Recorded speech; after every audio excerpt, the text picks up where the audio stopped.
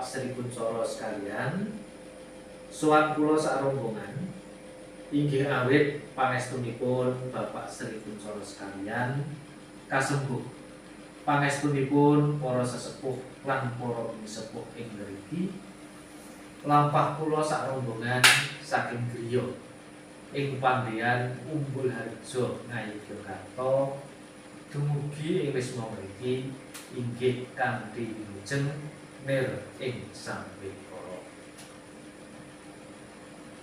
Nanging mbok bilih sowan kula sak rombongan kawelas randhat kepara kaseh. Satemah boten saged ngetrepi dhateng titi wanci ingkang sampun pinasti.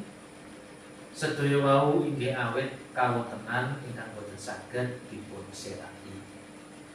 Awit saking menika kula nyuwun agunging samudra pangaksan.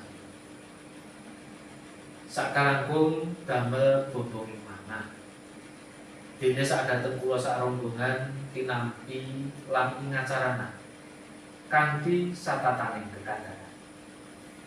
Pinapak kanthi kukuh sarta pinaringan lungguh lan pasugatan ingkang saestunipun. Awit saking menika sepisan malih kula ngaturaken agunging panuwun. Dene menggah wigatosing sowan kula inggih nglarapaken pundur panganten saripit nenggih Nak Mas Bima Hadisurya lan ajeng Dewi Wulandari wonten ngarsanipun Bapak Ibu Sri Kuncoro sakulawarga.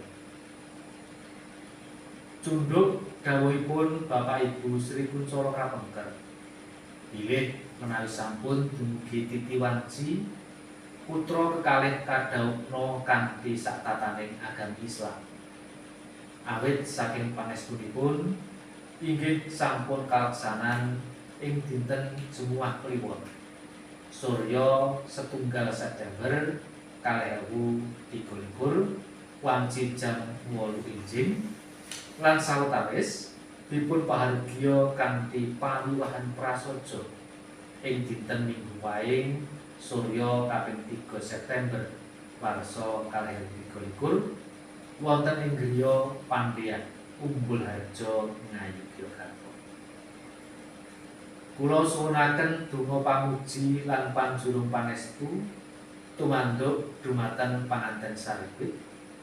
Mugi panganten saripit tansah winantu ing karajan anggenipun mangun bebrayan saged atut runtut guyub rukun ayem tentrem tansah celak ing kabegjan lan kanugrahan sempulur rezekinipun sarta tinebihna Buddha rencana nir ing Sambikara mawujud dados kulawarga ingkang sakinah mawaddah warahmah.